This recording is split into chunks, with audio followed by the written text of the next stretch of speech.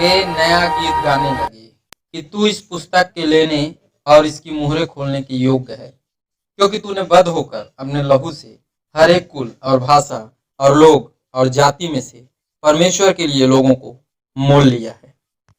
यह आराधना क्यों हो रही है? स्वर्ग के इस आनंद एवं उल्लास का भेद हम आज की वीडियो में जानने वाले हैं। तो आइए वीडियो को आरंभ करें।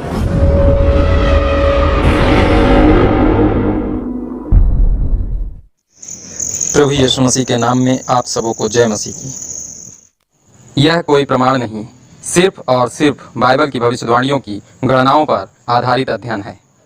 हमारा आज का विषय है दानियल का दर्शन। मत्ती रचित सुसमाचार उसके 24 अध्याय के 15 पद में प्रभु ने कहा, अंतिम दिनों में शैतान द्वारा खड़ी कराई जाने वाली घृणित वस्तु का भेद विश्वासी दानियल की पुस्तक से समझ सकते हैं। इस पुस्तक का जो भेद प्रभु ने मुझे समझाया, आइए उस भेद को हम प्रकाशन की इस भाग में समझने का प्रयास करें। प्रकाशित वाक्य की पुस्तक 5 अध्याय 9 पद।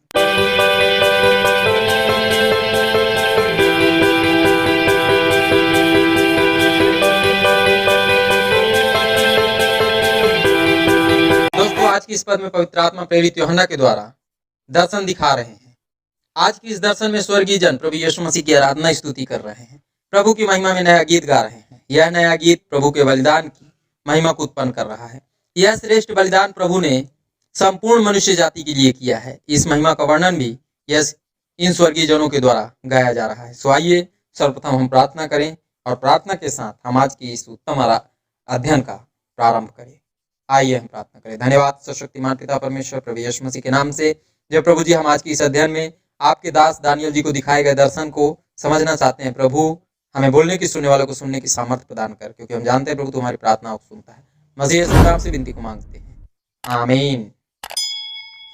जैसे ही अंतिम न्याय की तैयारी पूर्ण हुई, ये समस्त स्वर्गीय जन आनंद से भर गए। जैसे ही जीवन की पुस्तक को खोलकर अंतिम न्याय की प्रक्रिया प्रारंभ करने वाला मेमना परमेश्वर के हाथों से जीवन की पुस्तक को ले लेता है, ये सभी उस वध किए हुए मेमने अर्थात प्रभु यीशु मसीह की महिमा का गुणगान करना प्रारंभ कर देते हैं। अंत के दिन आरंभ हो चुके हैं। इस बात का प्रमाण हम सृष्टि के द्वारा निरंतर देखते जा रहे हैं। 20वीं सदी के इतिहास में हम सबों ने इस अध्याय में जाना कि अंतिम दिन आरंभ हो चुके हैं। हावलिया देश से किया हुआ अपना वायदा प्रभु ने पूरा कर दिया है। इसराइल देश को पुनः बसाकर प्रभु ने मंदिर निर्माण की तैयारी भी आरंभ कर दी है। जिस प्रकार प्रभु यीशु मसीह के प्रथम आगमन से पहले परम प्रधान ने लगभग 429 वर्षों में उसके आगमन की तैयारी पूर्ण करवाई थी, प्रभु के द्वितीय आगमन से पहले भी परम प्रधान तैयारियों को पूर्ण करवा रहा है। आज के अध्ययन में हम दानियल का दर्शन समझने वाले हैं। यह अध्ययन बहुत ही कम लोग बताते हैं, जबकि इस दर्शन का ज्ञान हम विश्वासियों के लिए बेहद आवश्यक है। अंतिम दिनों की तैयारियां संभवतः पूर्ण हो चुकी हैं। इस बात का प्रमाण हम आज दानियल की पुस्तक से देखेंगे। ऐसा करने का आदेश हमें प्रभु यीशु मसीह ने मत्ती रचित सुसमाचार उसके 24 अध्याय के 15 पद में दिया है। अंतिम दिनों के इस दर्शन का वर्णन दानियल नबी की पुस्तक उसके 8 अध्याय में पाया जाता है। इस दर्शन में एक मेढ़ा है जिसके 2 सींग है, एक सींग छोटा तो दूसरा सींग बड़ा है। इस दर्शन में एक रोंवार बकरा है जो पश्चिम दिशा से आ रहा है, जो सारी पृथ्वी पर घूम रहा है। उसकी आंखों के बीच में एक बहुत बड़ा सींग है। यह बकरा उस मेढ़े को हरा देता है। उसके बाद बकरे का बड़ा सींग टूट जाता है और उस सींग के स्थान पर 4 बड़े सींग निकल आते हैं जो छोटे होते हैं।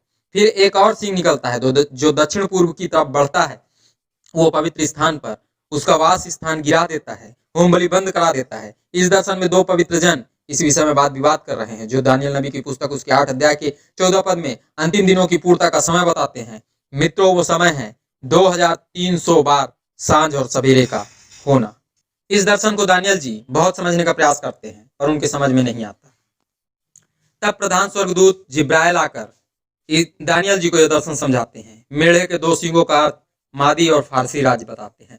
रोंवार बकरे को यूनान का राज्य बताते हैं, जिसका पहला राज्य समाप्त हो जाता है। उसके बाद उस बकरे के जो 4 छोटे सींग हैं, उनका भेद हुए 4 राज्य हैं जिनका उदय होगा। पर इन 4 राज्यों की शक्ति उस पहले राज्य से कम होगी जो यूनान पर था।